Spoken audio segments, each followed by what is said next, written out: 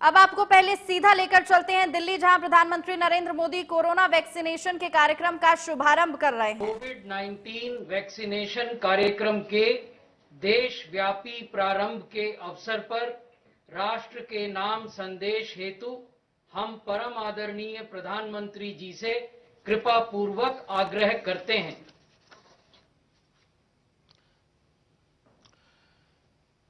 मेरे प्यारे देशवासियों, नमस्कार। आज के दिन का पूरे देश को बेसब्री से इंतजार रहा है। कितने महीनों से देश के हर घर में बच्चे, बूढ़े, जवान सभी की जुबान पर यही सवाल था कि कोरोना की वैक्सीन कब आएगी। तो अब कोरोना की वैक्सीन आ गई है, बहुत कम समय में आ गई है। अब से कुछ ही मिनट बाद भारत में दुनिया का सबसे बड़ा टीकाकरण अभियान शुरू होने जा रहा है। मैं सभी देशवासियों को इसके लिए बहुत बहुत बधाई देता हूं। आज वो वैज्ञानिक, वैक्सीन रिसर्च से जुड़े अनेकों लोग विशेष रूप से प्रशंसा के हकदार हैं, जो बीते कई महीनों से कोरोना के खिलाफ वैक्सीन बनाने में जुटे थे, दिन रात जुटे थे। न उन्होंने त्योहार देखा है, न उन्होंने दिन देखा है, न उन्होंने रात देखी है। आमतौर पर एक वैक्सीन बनाने में बरसों लग जाते हैं, लेकिन इतने कम समय में एक नहीं, दो मेड इन इंडिया वैक्सीन तैयार हुई है। इतना ही नहीं, कई और वैक्सीन पर भी काम तेज गति से चल रहा है। ये भारत के सामर्थ्य, भारत की वैज्ञानिक दक्षता, भारत के टैलेंट का जीता जागता सबूत है। ऐसी ही उपलब्धियों के लिए राष्ट्रकवि रामधारी सिंह दिनकर जी ने कहा था, मानव जब जोर लगाता है, पत्थर पानी बन जाता है। भाइयों और बहनों, भारत का टीकाकरण अभियान बहुत ही मानवीय और महत्वपूर्ण सिद्धांतों पर आधारित है। जिसे सबसे ज्यादा जरूरी है, उसे सबसे पहले कोरोना का टीका लगेगा। जिसे कोरोना संक्रमण का रिस्क सबसे ज्यादा है, उसे पहले टीका लगेगा। जो हमारे डॉक्टर्स हैं, नर्सेस हैं, अस्पताल में सफाई कर्मी हैं, मेडिकल, पैरामेडिकल स्टाफ हैं, वो कोरोना की वैक्सीन के सबसे पहले हकदार हैं। चाहे वो सरकारी अस्पताल में हो या फिर प्राइवेट में, सभी को ये वैक्सीन प्राथमिकता पर लगेगी। इसके बाद उन लोगों को टीका लगाया जाएगा जिन पर जरूरी सेवाओं और देश की रक्षा या कानून व्यवस्था की जिम्मेदारी है। जैसे हमारे सुरक्षा बल हो गए, पुलिसकर्मी हो गए, फायर ब्रिगेड के लोग हो गए, सफाई कर्मचारी हो गए, इन सभी को ये वैक्सीन प्राथमिकता पर लगेगी। और मैंने जैसा पहले भी कहा है, इनकी संख्या करीब करीब 3 करोड़ होती है। इन सभी के वैक्सीनेशन का खर्च भारत सरकार द्वारा उठाया जाएगा। साथियों, इस टीकाकरण अभियान की पुख्ता तैयारियों के लिए राज्य सरकारों के सहयोग से देश के कोने कोने में ट्रायल्स किए गए हैं, ड्राई रन्स हुए हैं। विशेष तौर पर बनाए गए कोविन डिजिटल प्लेटफॉर्म में टीकाकरण के लिए रजिस्ट्रेशन से लेकर ट्रैकिंग तक की व्यवस्था है। आपको पहला टीका लगने के बाद दूसरी डोज कब लगेगी, इसकी जानकारी भी आपके फोन पर दी जाएगी। और मैं सभी देशवासियों को ये बात फिर याद दिलाना चाहता हूं कि कोरोना वैक्सीन की 2 डोज लगनी बहुत जरूरी है। एक डोज ले लिया और फिर भूल गए, ऐसा गलती मत करना। और जैसा एक्सपर्ट्स कह रहे हैं, पहली और दूसरी डोज के बीच लगभग 1 महीने का अंतराल भी रखा जाएगा। आपको ये भी याद रखना है कि दूसरी डोज लगाने के 2 हफ्ते बाद ही आपके शरीर में कोरोना के विरुद्ध जरूरी शक्ति विकसित हो पाएगी। इसलिए टीका लगते ही आप असावधानी बरतने लगें, मास्क निकालकर रख दें, 2 गज की दूरी भूल जाएं, ये सब मत करिएगा। मैं प्रार्थना करता हूं, मत करिएगा। और मैं आपको एक और चीज बहुत आग्रह से कहना चाहता हूं। जिस तरह धैर्य के साथ आपने कोरोना का मुकाबला किया, वैसे ही धैर्य अब वैक्सीनेशन के समय भी दिखाना है। साथियों, इतिहास में इस प्रकार का और इतने बड़े स्तर का टीकाकरण अभियान पहले कभी नहीं चलाया गया है।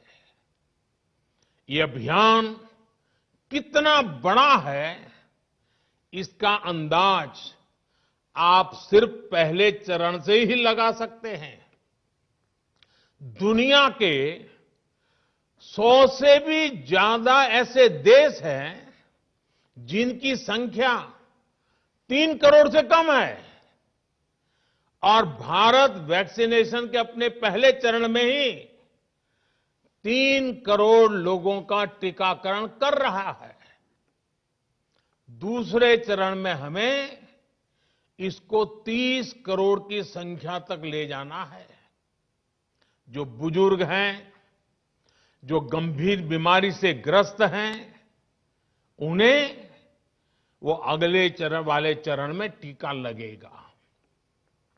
आप कल्पना कर सकते हैं, 30 करोड़ की आबादी से ऊपर के दुनिया के सिर्फ 3 ही देश हैं, खुद भारत, चीन और अमेरिका।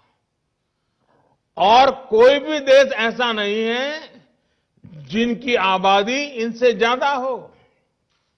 इसलिए भारत का टीकाकरण अभियान इतना बड़ा है, और इसलिए ये अभियान भारत के सामर्थ्य को दिखाता है। और मैं देशवासियों को एक और बात कहना चाहता हूं। हमारे वैज्ञानिक, हमारे एक्सपर्ट्स जब दोनों मेड इन इंडिया वैक्सीन की सुरक्षा और प्रभाव को लेकर आश्वस्त हुए, तभी उन्होंने इसके इमरजेंसी उपयोग की अनुमति दी है। इसलिए देशवासियों को किसी भी तरह के प्रोपेगेंडा, अफवाहें, दुष्प्रचार से बचकर रहना है। साथियों, भारत के वैक्सीन वैज्ञानिक, हमारा मेडिकल सिस्टम भारत की प्रक्रिया की पूरे विश्व में बहुत विश्वसनीयता है और पहले से है। हमने ये विश्वास अपने ट्रैक रिकॉर्ड से हासिल किया है। मेरे प्यारे देशवासियों, हर हिंदुस्तानी इस बात का गर्व करेगा कि दुनिया भर के करीब 60% बच्चों को जो जीवन रक्षक टीके लगते हैं, वो भारत में ही बनते हैं। भारत की सख्त वैज्ञानिक प्रक्रियाओं से ही होकर के गुजरते हैं।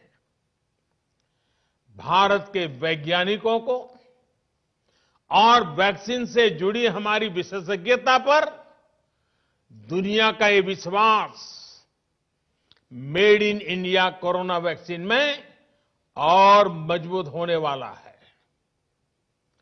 इसकी कुछ और खास बातें हैं जो आज मैं देशवासियों को जरूर बताना चाहता हूं। ये भारतीय वैक्सीन विदेशी वैक्सीनों की तुलना में बहुत सस्ती हैं और इनका उपयोग भी उतना ही आसान है। विदेश में तो कुछ वैक्सीन ऐसी हैं जिसकी एक डोज 5,000 रुपया तक में है और जिसे -70 डिग्री तापमान में फ्रिज में रखना होता है। -70 डिग्री। वहीं भारत की वैक्सीन ऐसी तकनीक पर बनाई गई हैं जो भारत में बरसों से ट्राइड और टेस्टेड है। ये वैक्सीन स्टोरेज से लेकर ट्रांसपोर्टेशन तक भारतीय स्थितियों और परिस्थितियों के अनुकूल है। यही वैक्सीन अब भारत को कोरोना के खिलाफ लड़ाई में निर्णायक जीत दिलाएगी। साथियों, कोरोना से हमारी लड़ाई आत्मविश्वास और आत्मनिर्भरता की रही है। इस मुश्किल लड़ाई से लड़ने के लिए हम अपने आत्मविश्वास को कमजोर नहीं पड़ने देंगे। ये प्रण हर भारतीय में दिखाई दिया है। संकट कितना ही बड़ा क्यों न हो, देशवासियों ने कभी आत्मविश्वास खोया नहीं। जब भारत में कोरोना पहुंचा, तब देश में कोरोना टेस्टिंग की एक ही लैब थी। हमने अपने सामर्थ्य पर विश्वास रखा और आज 2300 से ज्यादा लैब्स का नेटवर्क हमारे पास है। शुरुआत में हम mask, PPE kit, testing kits, ventilators जैसे जरूरी सामान के लिए भी विदेशों पर निर्भर थे। आज इन सभी सामानों के निर्माण में हम आत्मनिर्भर हो गए हैं और इनका निर्यात भी कर रहे हैं। आत्मविश्वास और आत्मनिर्भरता की इसी ताकत को हमें टीकाकरण के इस दौर में भी सशक्त कर रहा है। साथियों, महान तेलुगु कवि श्री गुराजाड़ा अप्पा राव ने कहा था, सौंत लाभम कौंत मानुको సొంత లాభ కొంత మానుకు పౌరు గువాడికి తోడు పాడబోయ్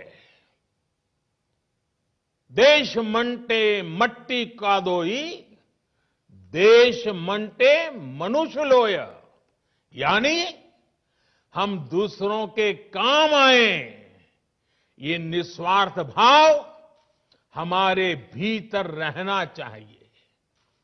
राष्ट्र सिर्फ मिट्टी पानी कंकड़ पत्थर से नहीं बनता बल्कि राष्ट्र का अर्थ होता है हमारे लोग। कोरोना के विरुद्ध लड़ाई को संपूर्ण देश ने इसी भावना के साथ लड़ा है। आज जब हम बीते साल को देखते हैं तो एक व्यक्ति के रूप में, एक परिवार के रूप में, एक राष्ट्र के रूप में हमने बहुत कुछ सीखा है, बहुत कुछ देखा है, जाना है, समझा है। आज भारत जब अपना टीकाकरण अभियान शुरू कर रहा है तो मैं उन दिनों को भी याद कर रहा हूं। कोरोना संकट का वो दौर जब हर कोई चाहता क्या कि कुछ करें, लेकिन उसको उतने रास्ते नहीं सूझते थे। सामान्य तौर पर बीमारी में पूरा परिवार बीमार व्यक्ति की देखभाल के लिए जुट जाता है, लेकिन इस बीमारी ने तो बीमार को ही अकेला कर दिया। अनेकों जगह पर छोटे छोटे बीमार बच्चों को मां से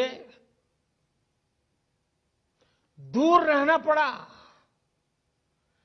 मां परेशान रहती थी, मां रोती थी, लेकिन चाहकर भी कुछ कर नहीं पाती थी।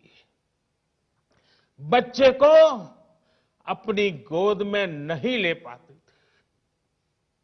कहीं बुजुर्ग पिता अस्पताल में अकेले अपनी बीमारी से संघर्ष करने को मजबूर थे। संतान चाहकर भी उसके पास नहीं जा पाती थी। जो हमें छोड़कर चले गए उनको परंपरा के मुताबिक वो विदाई भी नहीं मिल सकी जिसके वो हकदार थे।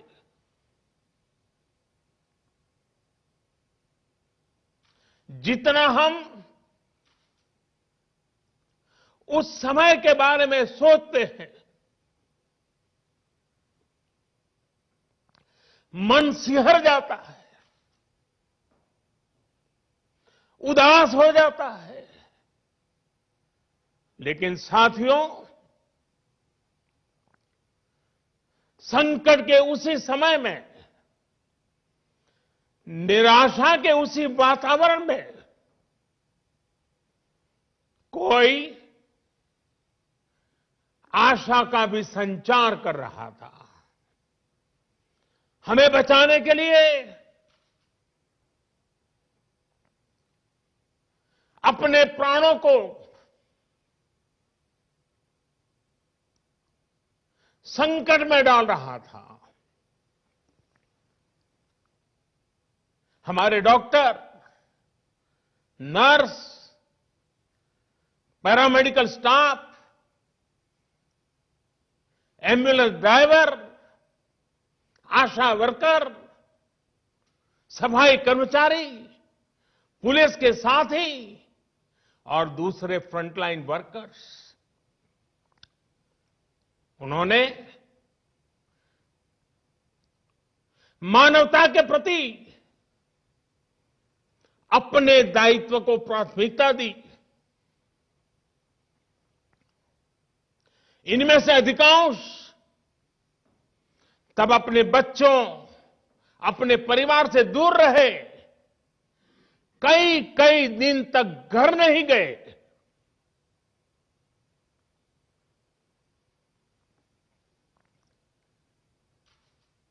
सैकड़ों साथी ऐसे भी हैं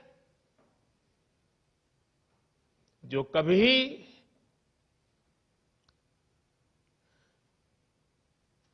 घर वापस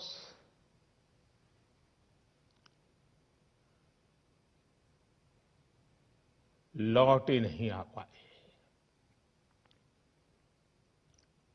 उन्होंने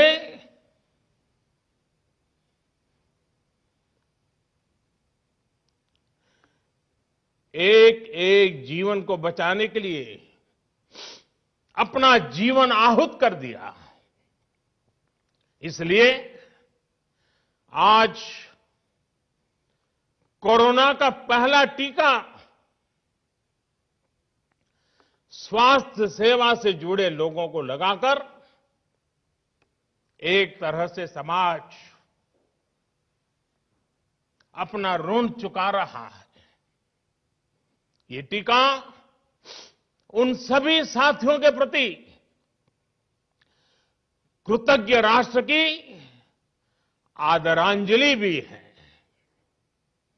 भाइयों और बहनों, मानव इतिहास में अनेक विपदाएं आई, महामारियां आई, भीषण युद्ध हुए, लेकिन कोरोना जैसी चुनौती की किसी ने कल्पना नहीं की थी। ये एक ऐसी महामारी थी जिसका अनुभव ना तो साइंस को था, ना ही सोसाइटी को था। तमाम देशों से जो तस्वीरें आ रही थी, वो खबरें आ रही थी, वो पूरी दुनिया के साथ साथ हर भारतीय को विचलित कर रही थी। ऐसे हालात में दुनिया के बड़े बड़े एक्सपर्ट्स भारत को लेकर तमाम आशंकाएं जता रहे थे। लेकिन साथियों, भारत की जिस बहुत बड़ी आबादी को हमारी कमजोरी बताया जा रहा था, उसको ही हमने अपनी ताकत बना दिया। भारत ने संवेदनशीलता और सहभागिता को लड़ाई का आधार बनाया। भारत ने 24 घंटे सतर्क रहते हुए, हर घटनाक्रम पर नजर रखते हुए सही समय पर सही फैसले लिए। 30 जनवरी को भारत में कोरोना का पहला मामला मिला, लेकिन इसके 2 सप्ताह से भी पहले भारत एक हाई लेवल कमिटी बना चुका था। पिछले साल आज का ही दिन था जब हमने बाकायदा सर्वेलांस शुरू कर दिया था। 17 जनवरी 2020 वो तारीख थी जब भारत ने अपनी पहली एडवाइजरी जारी कर दी थी। भारत दुनिया के उन पहले देशों में से था जिसने अपने एयरपोर्ट्स पर यात्रियों की स्क्रीनिंग शुरू कर दी थी। साथियों, कोरोना के खिलाफ लड़ाई में भारत ने जैसी इच्छा शक्ति दिखाई है, जो साहस दिखाया है, जो सामूहिक शक्ति का परिचय करवाया है, वो आने वाली अनेक पीढ़ियों के लिए प्रेरणा का काम करेगा। याद कीजिए, जनता कर्फ्यू कोरोना के विरुद्ध हमारे समाज के संयम और अनुशासन का भी परीक्षण था, जिसमें हर देशवासी सफल हुआ। जनता कर्फ्यू ने देश को मनोवैज्ञानिक रूप से लॉकडाउन के लिए तैयार किया। हमने ताली, थाली और दिया जलाकर देश के आत्मविश्वास को ऊंचा रखा। साथियों, कोरोना जैसे अनजान दुश्मन जिसके एक्शन रिएक्शन को बड़े बड़े सामर्थ्यवान देश नहीं भांप पा रहे थे, उसके संक्रमण को रोकने का सबसे प्रभावी तरीका ही यही था कि जो जहां है वो वहीं रहे। इसलिए देश में लॉकडाउन का फैसला भी किया गया। यह निर्णय आसान नहीं था। इतनी बड़ी आबादी को घर के अंदर रखना असंभव है, इसका हमें एहसास था। और यहां तो देश में सब कुछ बंद होने जा रहा था, लॉकडाउन होने जा रहा था। इसका लोगों की रोजी रोटी पर क्या प्रभाव पड़ेगा, अर्थव्यवस्था पर क्या प्रभाव पड़ेगा, इसका आकलन भी हमारे सामने था। लेकिन देश ने जान है तो जहान है के मंत्र पर चलते हुए प्रत्येक भारतीय का जीवन बचाने को सर्वोच्च प्राथमिकता दी। और हम सभी ने ये देखा है कि कैसे तुरंत ही पूरा देश, पूरा समाज इस भावना के साथ खड़ा हो गया। अनेकों बार छोटी छोटी लेकिन महत्वपूर्ण चीजों की जानकारी देने के लिए मैंने भी अनेक बार देशवासियों के साथ सीधा संवाद किया। एक तरफ जहां गरीबों को मुफ्त भोजन की व्यवस्था की गई, तो वहीं दूध, सब्जी, राशन, गैस, दवा ऐसी जरूरी चीजों की सुचारू आपूर्ति सुनिश्चित की गई। देश में व्यवस्थाएं ठीक से चले, इसके लिए गृह मंत्रालय ने 24/7 कंट्रोल रूम शुरू किया, जिस पर हजारों कॉल्स का जवाब दिया गया, लोगों को समाधान दिया गया। साथियों, कोरोना के विरुद्ध इस लड़ाई में हमने कदम कदम पर दुनिया के सामने उदाहरण प्रस्तुत किया है। ऐसे समय में जब कुछ देशों ने अपने नागरिकों को चीन में बढ़ते कोरोना के बीच छोड़ दिया था, तब भारत चीन में फंसे हर भारतीय को वापस लेकर आया। और सिर्फ भारत के ही नहीं, हम कई दूसरे देशों के नागरिकों को भी वहां से वापस निकाल करके लाए। कोरोना काल में वंदे भारत मिशन के तहत 35 लाख से ज्यादा भारतीयों को विदेशों से भारत लाया गया। मुझे याद है, एक देश में जब भारतीयों को टेस्ट करने के लिए मशीनें कम पड़ रही थी, तो भारत ने पूरी टेस्टिंग लैब यहां से वहां भेज करके उसको वहां सजाया, लगाया, ताकि वहां से भारत आ रहे लोगों को टेस्टिंग की दिक्कत ना हो। साथियों, भारत ने इस महामारी से जिस प्रकार से मुकाबला किया, उसका लोहा आज पूरी दुनिया मान रही है। केंद्र और राज्य सरकारें, स्थानीय निकाय, हर सरकारी संस्थान, सामाजिक संस्थाएं कैसे एकजुट होकर बेहतर काम कर सकते हैं, ये उदाहरण भी भारत ने दुनिया के सामने रखा। इसरो, डीआरडीओ, फौज से लेकर किसानों और श्रमिकों तक सभी एक संकल्प के साथ कैसे काम कर सकते हैं, ये भारत ने दिखाया है।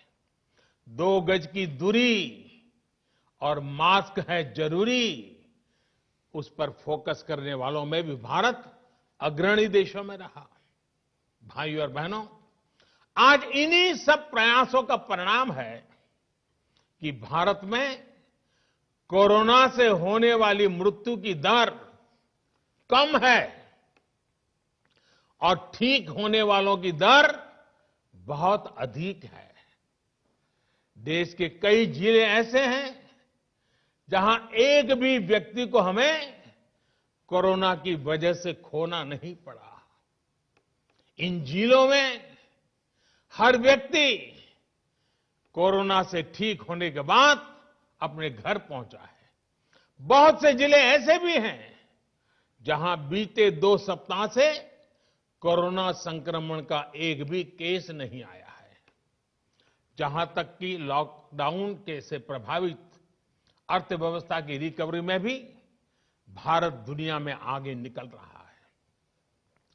भारत उन गिने चुने देशों में है जिसने मुश्किल के बावजूद दुनिया के 150 से ज्यादा देशों में जरूरी दवाएं और जरूरी मेडिकल सहायता पहुंचाई। पैरासीटामोल हो, हाइड्रोक्सी क्लोरोक्विन हो, टेस्टिंग से जुड़ा सामान हो, भारत ने दूसरे देश के लोगों को भी बचाने की हर संभव कोशिश की। आज जब हम अपनी वैक्सीन बना ली है, तब भी भारत की तरफ दुनिया आशा और उम्मीद की नजरों से देख रही है। हमारा टीकाकरण अभियान जैसे जैसे आगे बढ़ेगा, दुनिया के अनेक देशों को हमारे अनुभव का लाभ मिलेगा। भारत की वैक्सीन, हमारी उत्पादन क्षमता पूरी मानवता के हित में काम आए, ये हमारी प्रतिबद्धता है। भाइयों और बहनों, ये टीकाकरण अभियान अभी लंबा चलेगा। हमें जन जन के जीवन को बचाने में योगदान देने का मौका मिला है और इसलिए इस अभियान से जुड़ी प्रक्रिया को, उस प्रक्रिया का हिस्सा बनने के लिए भी देश में वॉलेंटियर आगे आ रहे हैं। मैं उनका स्वागत करता हूं और भी अधिक वॉलेंटियर्स को मैं अपना समय इस सेवा कार्य में जोड़ने के लिए जरूर आग्रह करूंगा। हां, जैसा मैंने पहले कहा, मास्क, 2 गज की दूरी और साफ सफाई ये टीके के दौरान भी और बाद में भी जरूरी रहेंगे। टीका लग गया तो उसका अर्थ ये नहीं कि आप कोरोना से बचाव के दूसरे तरीके छोड़ दें। अब हमें नया प्रण लेना है।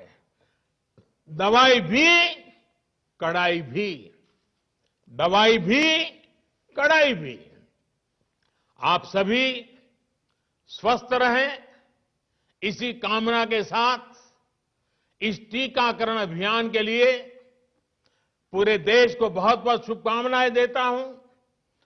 देश के वैज्ञानिकों का, रिसर्चर्स का, लैब में जुड़े हुए सब लोगों का, जिन्होंने पूरे साल एक ऋषि की तरह अपनी लैब में जीवन खपा दिया और ये वैक्सीन देश और मानवता को दी है। मैं उनको भी विशेष रूप से अभिनंदन करता हूं, उनका आभार व्यक्त करता हूं। मेरी आप सबको बहुत बहुत शुभकामनाएं हैं।